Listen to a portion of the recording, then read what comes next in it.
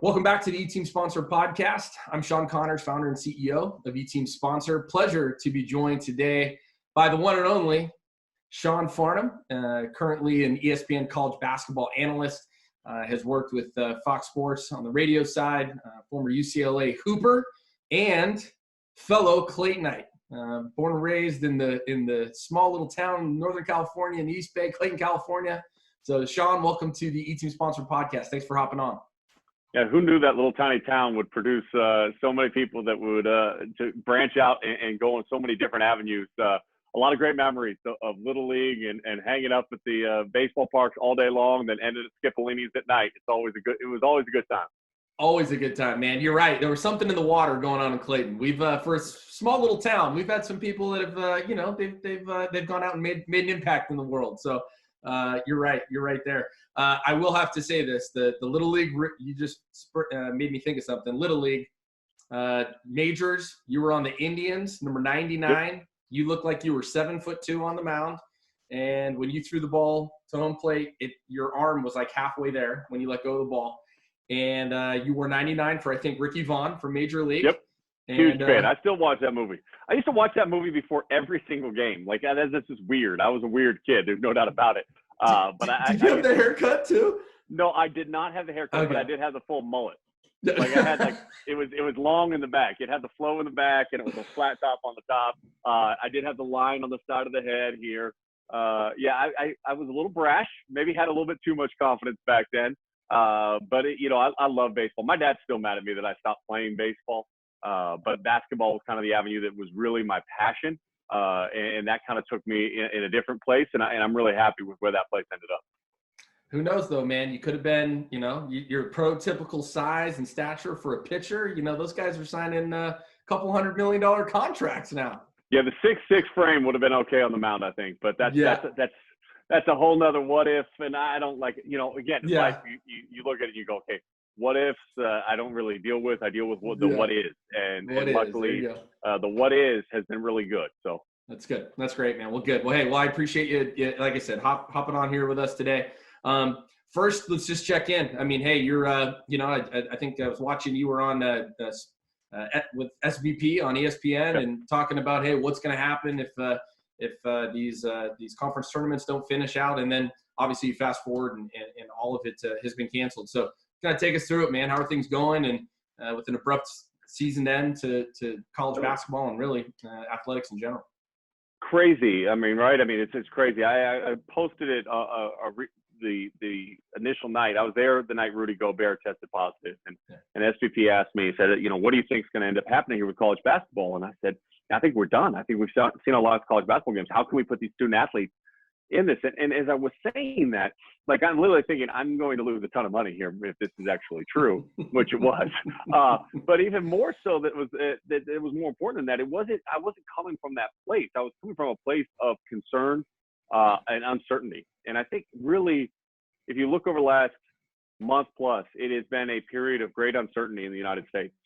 The models that came out very early by the University of Washington were, 30 times, 40 times more than what it actually ended up being. Yet still at the same time, what it actually ended up being is really bad too.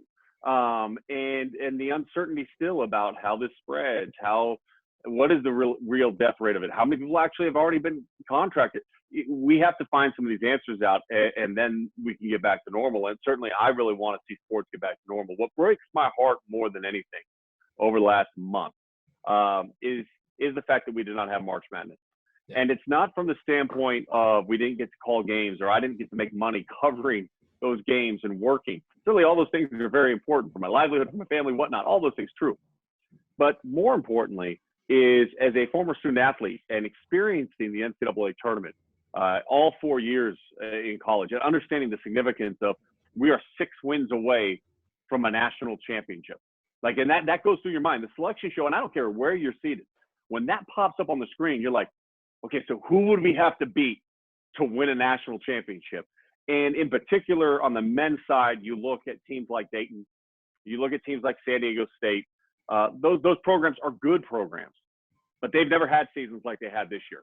And the opportunity was there in a wide open field for them to win a national championship. This could have been the year Gonzaga won its first national championship. They were playing so well down the stretch of the season. After they lost to BYU, it was kind of like their wake-up call, and they got back on track. Kansas was playing really well. There were a lot of teams that I think had a chance to win a national championship, which would have made for a great NCAA tournament. And there was a realistic possibility that we could have seen San Diego State, Dayton, and Gonzaga, all non-Power 5 conference schools, in a Final Four in Atlanta, which would have been fantastic. I think, for college basketball. And then, of course, on the women's side, and often we focus so much on the men's side, we forget about the women's side. But Sabrina Ionescu, who is a transcendent player, she was the best college basketball player, period, this year. That's it. I mean, you don't have to categorize it and go male, female. It didn't matter. She was the best player. She was the can't-miss star. And their whole moniker for their team this year was unfinished business. And I was fortunate enough, I was at her last college basketball game in Las Vegas on Sunday before all of this really went down. It was the Pac-12 Women's Championship, and it was my off days during the WCC tournament. So I was like, I want to go watch Sabrina play. I want to see her play in person so I can get a vibe of really what she's like. And I was blown away with her composure, her vision, her sense, her awareness in person, and for her not to have a chance, and all the other women's teams, but in particular her, to not have a chance to go win a national championship for Oregon. I know how much that would have meant for her and how much it would have meant for that team. So those missed moments, I think, is what stands out the most over the last month. And I think there's a lot of kids, too, whether it be at the high school level or the college level, that are missing out on things. You're talking about young kids that were supposed to already have 2 live periods in recruiting that are gone. And while this doesn't impact, the top 15 recruits nationally or the top 100 recruits nationally, whatever you want to go to, whatever that marker is, it affects a lot of kids and the opportunities that might open up doors to experience college in the same likeness that I did. And for me, that breaks my heart. And it's a tough situation for a lot of these kids to be put in that are 15, 16, 17, 18 years old, that have large aspirations and dreams that they want to get to. Yeah, well said. I mean, you're right. It's just heartbreaking, and the missed moments. I mean, I think there's no better way to encapsulate it than that. It's definitely the set of circumstances, and those missed moments are heartbreaking for sure. Well, on to we'll try to talk about some positive news that we can. Let's talk a little bit about, you mentioned your experience, and you being recruited. Let's talk a little bit about sharing your story. Here at E-Team Sponsor, we talk about it's important to share your story. When you're out there raising money and our platform helping you raising money, we want you to share your story. Let people know what the mission is, share your vision, why it's important that people support your program. And we talk about athletics unlocking opportunity. Share your personal story for us, Sean. How did athletics unlock opportunity for you? Well, I think, look, I was a really dorky teenage kid. You know that, Sean. No, you weren't. So, yes, I was. I was scrawny. I was skinny. I was over-energized. I had a lot of things that you could look and go, man, I don't know. If you can bottle it up sometime, it'll be all right. Luckily, I figured out how to bottle it up. But sports opened up opportunity, right? I mean, academically speaking, I was a good student. But I was really going into my senior year thinking I was going to go to the University of Montana or the Air Force Academy. And I was a full appointment to the United States Air Force Academy, which is still something to this day that I take a great deal of pride in, because it means I met the standards academically, SAT-wise. And I was really close to going there. But as my senior year went on, we made an incredible run after finishing 3rd place in our league. We ended up making a run all the way to the California State Championship. And we lost to Crenshaw that night, and Stillwood is the highest scoring state championship basketball game in California state basketball history. And because of that night, because UCLA lost to Princeton in the NCAA tournament, their entire coaching staff was there to recruit the kids from Crenshaw.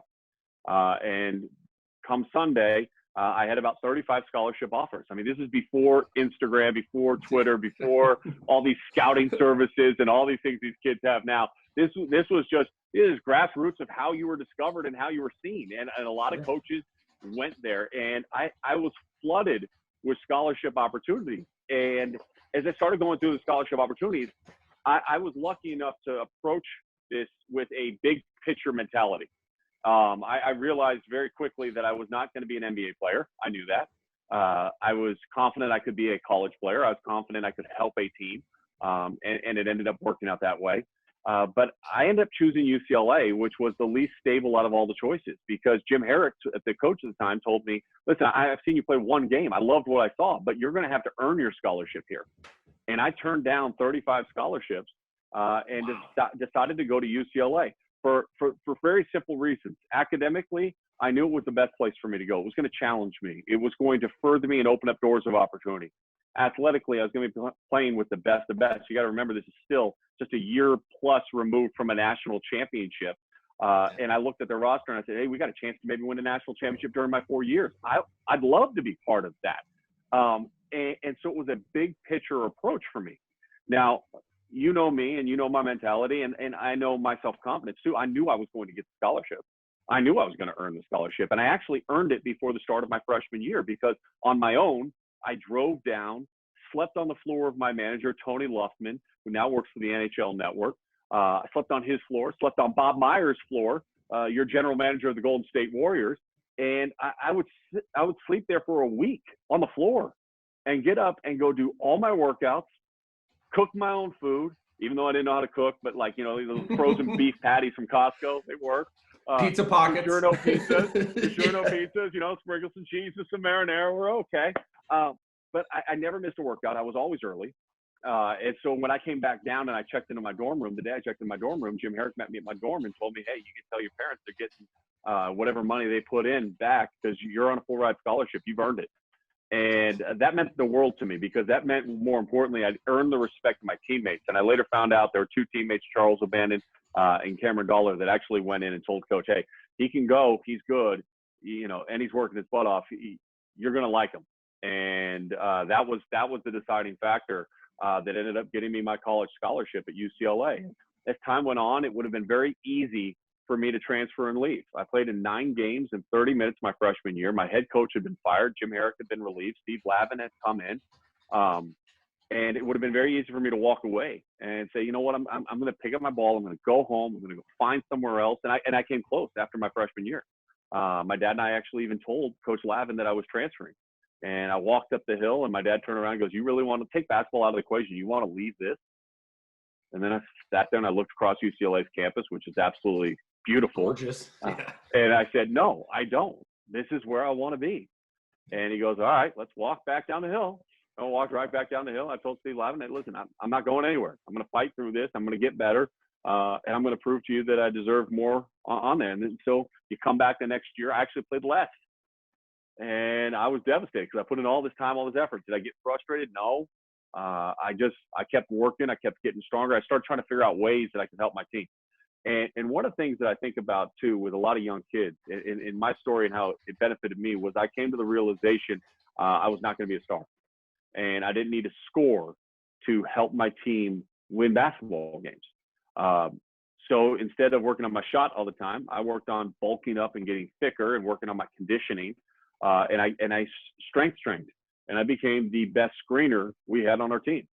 And I would catch the ball reversal right away, boom, go into the screen, open up the next guy. Because when you have a team, by the way, that has Jason Capono, Matt Barnes, Earl Watson, Baron Davis, you don't need Sean Farnham to score. Oh, by the way, I also left out Jerome Oiso, who was a lottery pick for the Celtics, Dan Gadzuric, who went by Gadzuric in the NBA and spent 7 years there.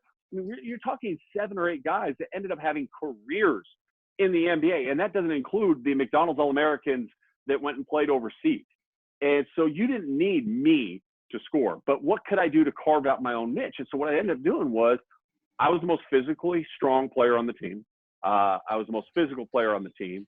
I was willing to sacrifice my body, dive into the crowd, save loose balls, set screens, get my teammates open. Didn't matter. Take the foul to protect one of my teammates who was in foul trouble.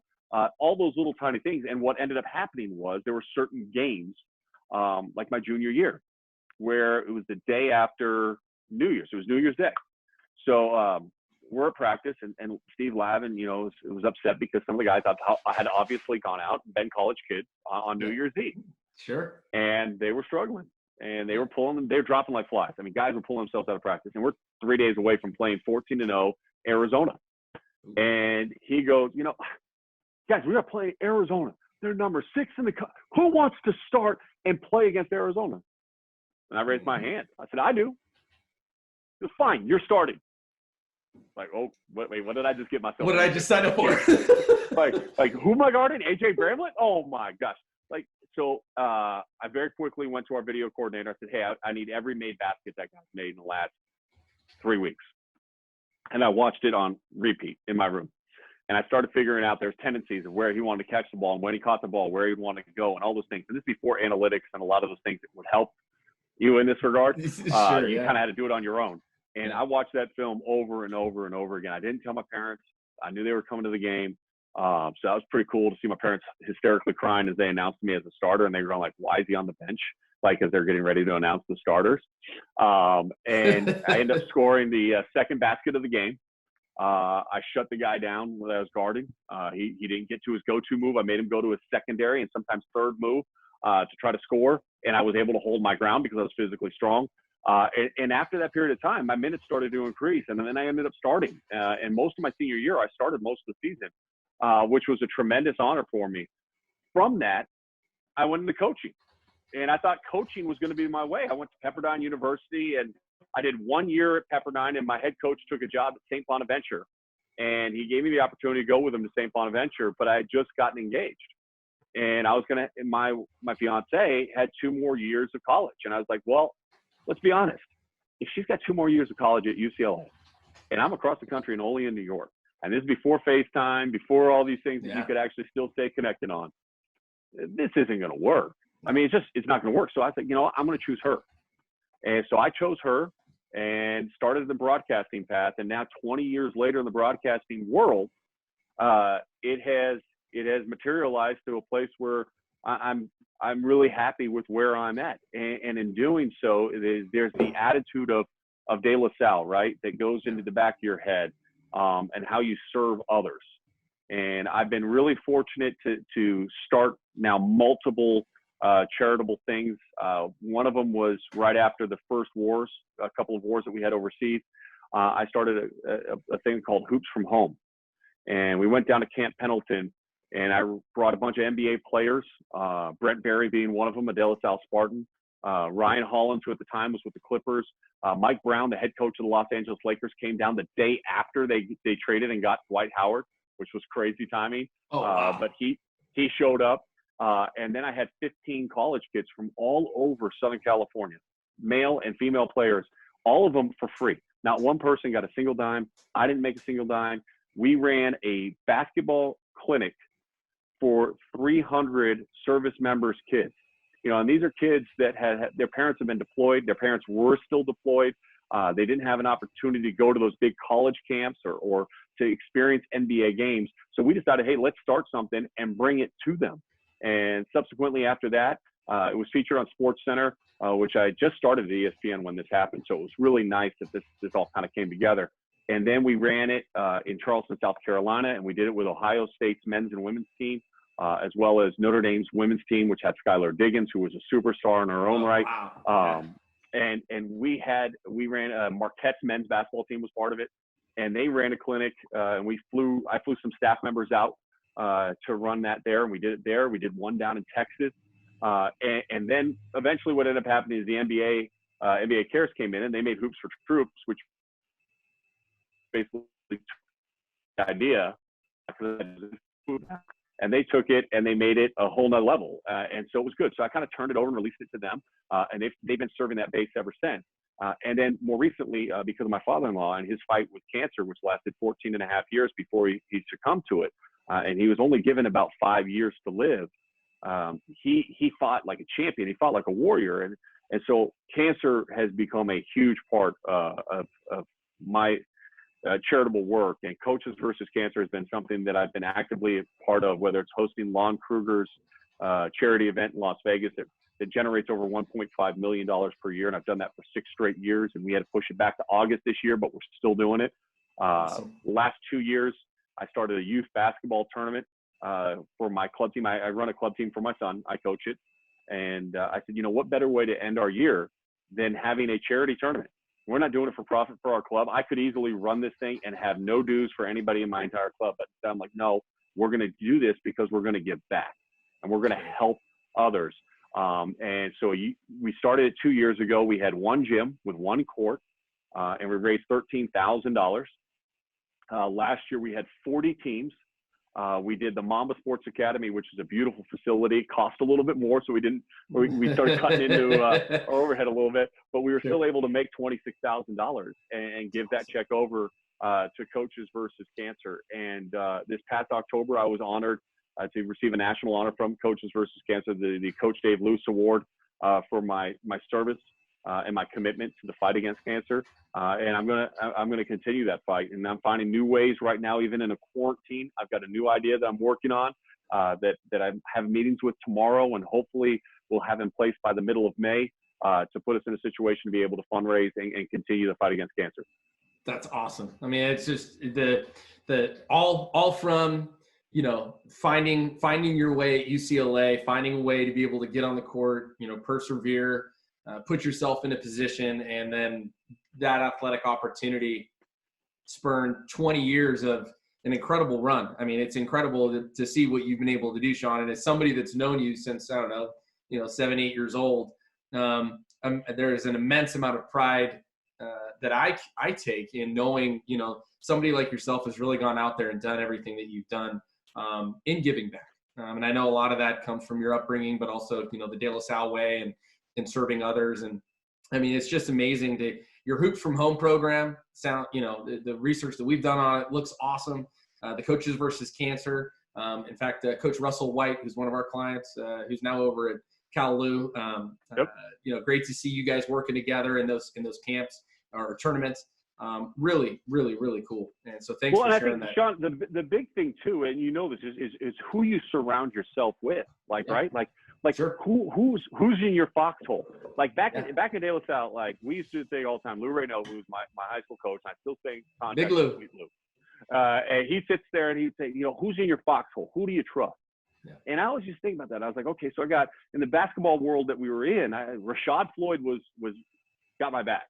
Like I had Rashad Floyd on my back, and I knew that he would protect me. I had Max Rhodes on this side, and Mike Kennedy on this side, and that was my foxhole then. And so I've always carried that mentality, whether it was at UCLA or now beyond. And you bring up Russell White, and for people that don't know who Coach White is, I mean, he's done first season at Cal-Lu, inherited a roster. He's going to have a complete turnover in his roster going into year 2. But you're talking about a man who is all about leadership and all about doing things the right way and fostering an environment for growth. And it's never been – like Russell's never a me guy. Like I think it's really hard to accomplish we things with a me mentality, right? Yeah, so totally. If you go into something and go, okay, hey, I'm going to start giving back to cancer because I want to get this award. No, I didn't even know the award existed. I'm honored to get the award. And when I got the award, the first phone call I made was to Russell White and to Josh McGrath, who are my 2 guys that I work with my club program that have helped foster and create and cultivate this, not only just a great program for these kids, where we charge them nothing because Russell and I don't take a dime. We really just charge them the fees for the gym, practice space, and then the tournament. And for Russell, it's never asked like, hey, by the way, this Coaches versus Cancer thing, like, what's in it for me? It's never been about that. And that comes from Russell's upbringing and the military background that he has and the leaders that he's had in his life. And it's just been a great partnership. And you can't accomplish something bigger than yourself without others. And you can't really make change or help others without asking someone else for help. And sometimes pride and ego gets in the way of doing that. Luckily, that's not my mentality. It's never been my mentality. My mentality is like, how can I surround myself with others that are going to challenge me and push me to get outside of my uncomfortable zone? Like if I spend my entire life being uncomfortable, that's a great thing. If I spend my life feeling like, right. If I spend my whole entire life going like, oh, it was easy street, man, I never did anything, I never pushed myself. Like then at the end of the day, I'm going to look back and go, man, I could have done so much more with my time, with my platform. Given the fact of what I do on TV, I have a reach. Now, whether that's people think it's deserved or not, I don't care. I have that seat. I have that platform. Why not use it to help others? And if that's what I pass along to my 3 children, which I desperately try to do, and And when we do these charity events, they are there. They are working those events. They are helping me prepare for those events. So they understand that it's not about you, it's about others. And if we can lift each other up, great things happen. That's a great message about unlocking opportunity. That's awesome. Thanks for sharing that, Sean. You know, one of the things you just mentioned was talking about leadership. Leadership is big for us at E-Team Sponsor. We're really the funding mechanism that's going to empower these leaders to go out and lead their respective programs or athletic departments the way that they choose to. In the last 20 years, you've come across some really amazing leaders, I'm sure. Talk to us about leadership. What does leadership mean to you, and maybe who are some of the leaders that you've come across and that have profoundly impacted you?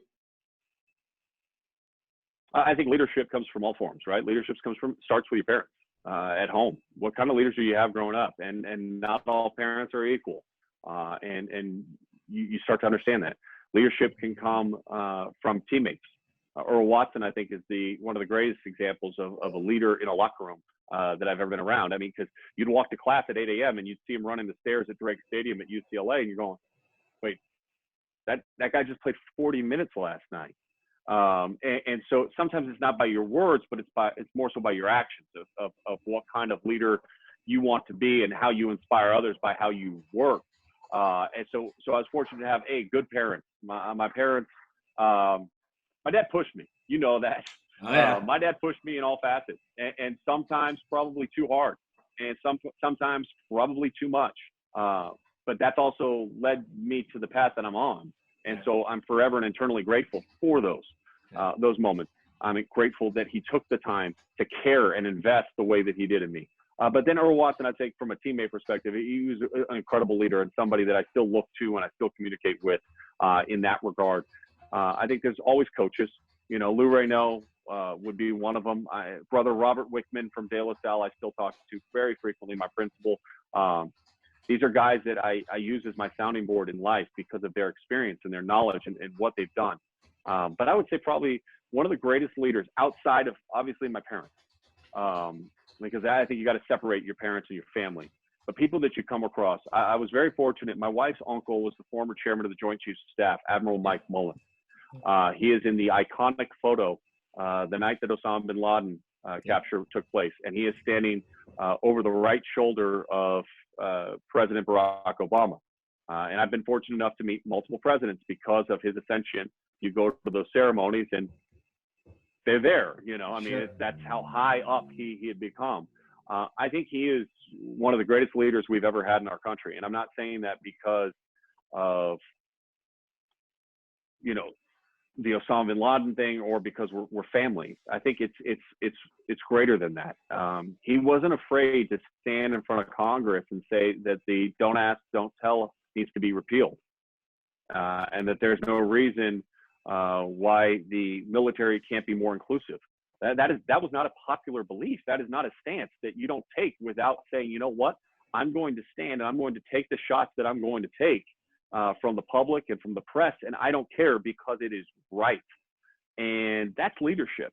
And I've been very fortunate over the last 18 years now of marriage, but 20 years overall, of watching him ascend in his career, from having the conversation with him after his office was completely destroyed at the Pentagon, when the plane flew in on September 11th, and had it not been for the previous attack at Ground Zero, he probably would have been in his office. But because of Ground Zero in New York in the Twin Towers, he was called out of his office into a meeting, and he was not there.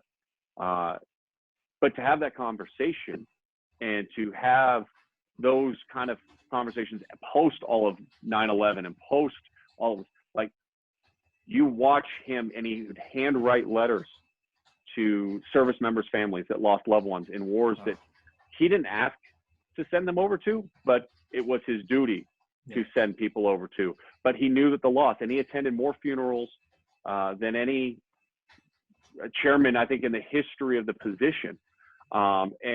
He still is very active, and his wife as well. I just have so much respect.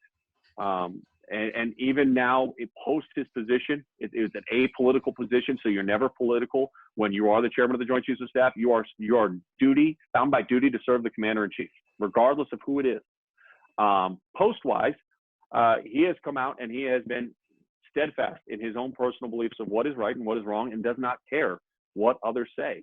And I think that has been just a tremendous asset for me, to have communication, to talk about his experiences, his life experiences. And, you know, one of the things that I rely back on in the story that he tells me is very early in his career, when he was captaining his ship, he hit a buoy. That's a big no-no in the Navy. And it makes me think of a quote that I always rely on heavily, which is, failure cannot cope with persistence. And he was persistent and did not allow that failure to derail his military career. And because of it, he ended up becoming the number one guy in the most powerful position in the world in what he does, and yet did it with humble grace.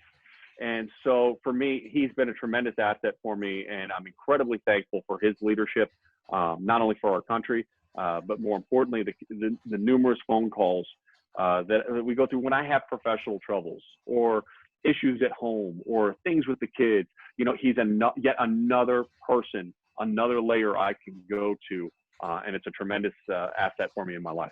That's awesome. Well, he sounds like a tremendously courageous human being as well. I mean, they say courage is contagious when it comes to leading, and I have to imagine that the people that he's led in his professional career, and even, you know, by evidence of your testimony right now, that courage is contagious. With I'm sure. Yeah, and I think it's important when you think about athletic directors, coaches, student athletes, whatever it is, you are going to have failure, and if you don't, then you haven't done your job right. I mean, that's a really difficult thing, I think, for a lot of people to accept, is like, you have to fail.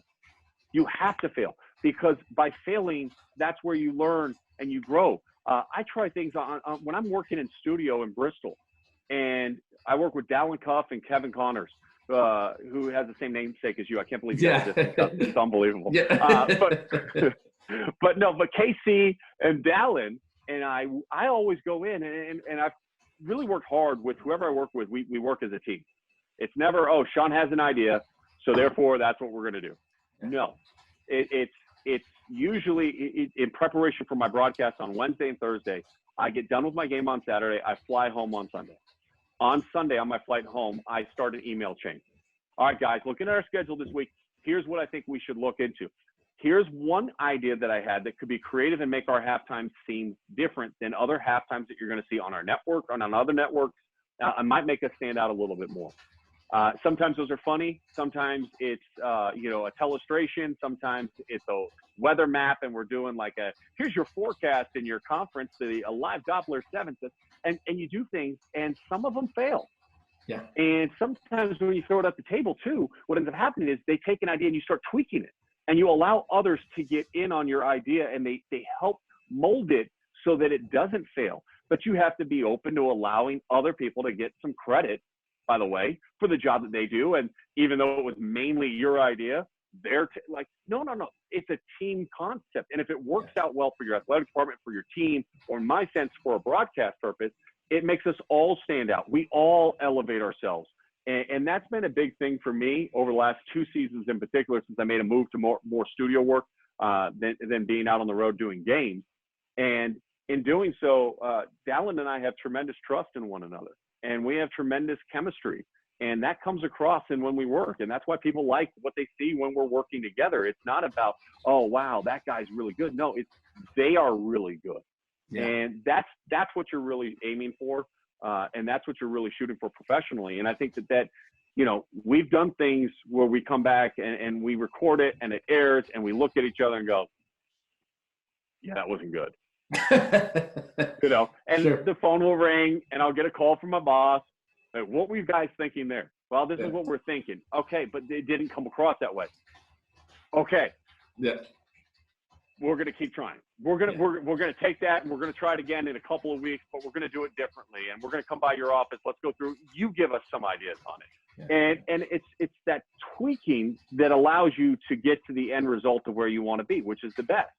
I don't ever approach a broadcast as, I want to be mediocre. I want to just get through this. I worked with Chris Myers for a long time. You know, I kid because I care. Huh? Yeah. And Chris Myers had a saying that every night's a Super Bowl. And when I worked with him, I asked him one time, I said, what is this whole every night's a Super Bowl thing?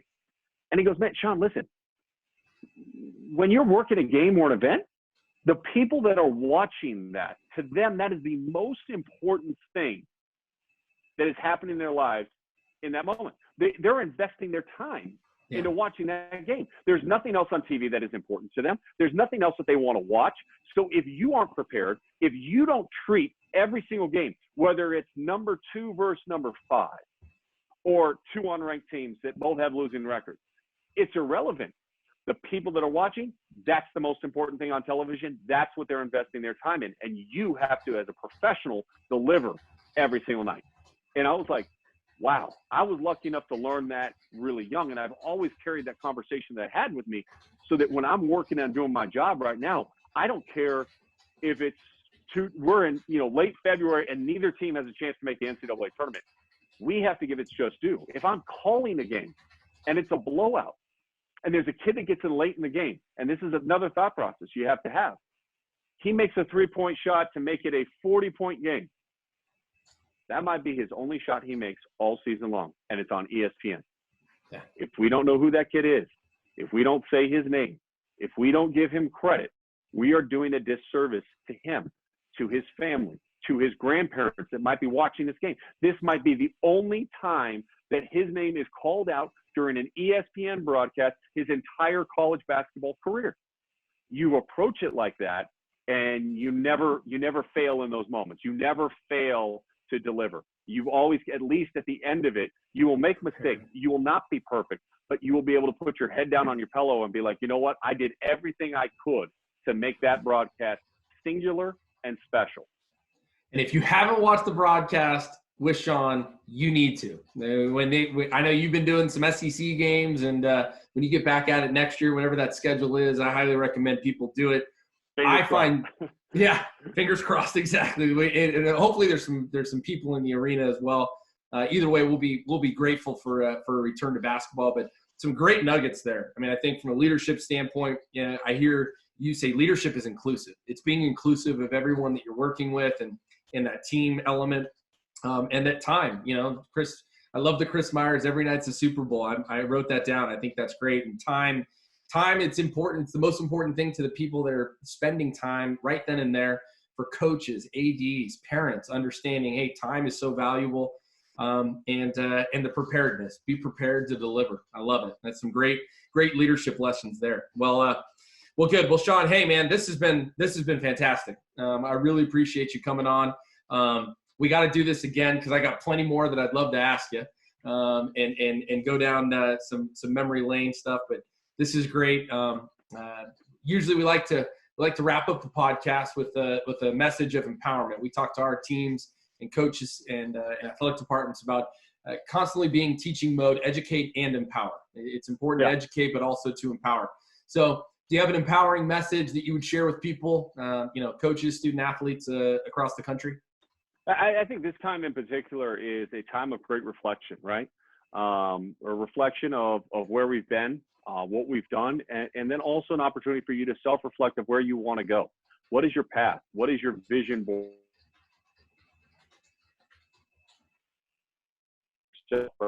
One of the things that I've said, and I've mentioned this numerous times to my kids, is what are your goals? What are your aspirations? And when you have aspirations to have uncommon goals, well, then you have to put in an uncommon effort to make that be achievable. So when uncommon goals are met with uncommon effort, that's where they start to align. For athletic directors, you want to stabilize your athletic department. What are your goals to stabilize your athletic department during these incredibly trying times, financially, economically, with costs of scholarships? And we're losing programs like Cincinnati's men's soccer team just got disbanded, which is heartbreaking for those kids. They're going to leave. They wanted to go to Cincinnati, but they're going to leave and go play soccer somewhere else. And they're not going to graduate with their friends and the people and the relationships they have. So what are you doing to find a path, creative path, to make sure your athletic department is safe? For coaches, what creatively are you doing to connect with your teammates? I'm not talking your team. I'm not talking about Zoom workouts. I'm talking about personally tapping in to where your student athletes are at mentally right now. There's a lot of people that are challenged. They are feeling isolated. They are feeling alone. People that are, especially that are physically connected people that need to be around people to feel whole. They don't have that right now. Those are your student athletes. Reach out, talk to them, not as a coach, talk to them as a leader. And I think that's really important. And for the student athletes, you know, stay focused in a time where you have nothing to train for, because there is no end right now. There is no date that go, okay, boom, that's when everything starts back up. Whether you're a college athlete, a high school athlete, club soccer, club basketball, club volleyball, whatever it is, here's what I'm going to tell you. This is the secret to greatness. Don't do just what your coach is asking. Do more. Challenge yourself. Make your weakness your strength.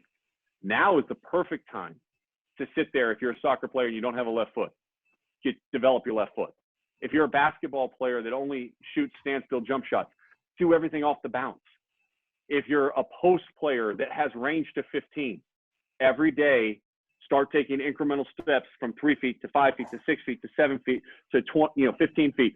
Just keep moving out and make 25 a day every single day. There's no excuses to not work on these holes that you have in your game, so that when the bell rings, because it will ring, and hopefully sooner rather than later, but when the bell rings, will your team, will your athletic department, and will you as a player be ready to enter that arena right away? Because the ones that are will be the ones that become exceptional, and they're going to stand out. The ones that aren't, they're going to be playing catch up. And in life, as a leader, I always want to be out in front. I don't ever want to have to play catch up. So don't play catch up right now. Put in the time, be creative, and invest. Great message. Great message. Sean, we appreciate you sharing that with us.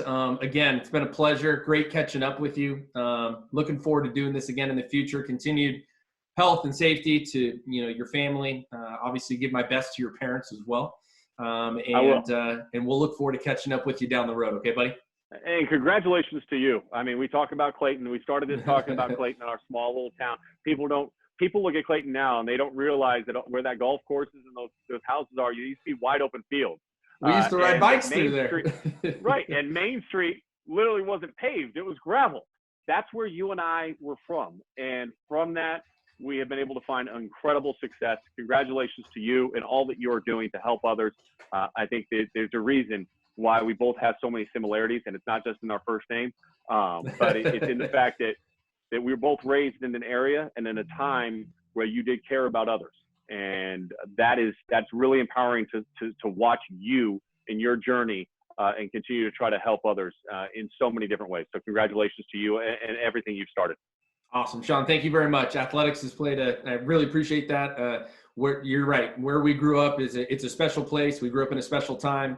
Athletics played a pivotal part in both of us and many others that we grew up with, leading us to where we're at now. And hey, it's an honor to be able to provide a platform for people to make sure that athletics are in a position to where they can continue to unlock opportunity for student athletes, coaches, and their families. And we're just going to keep doing that, man. We're going to keep serving others. And that's where we're going to go with this. Great stuff, man. It's great stuff.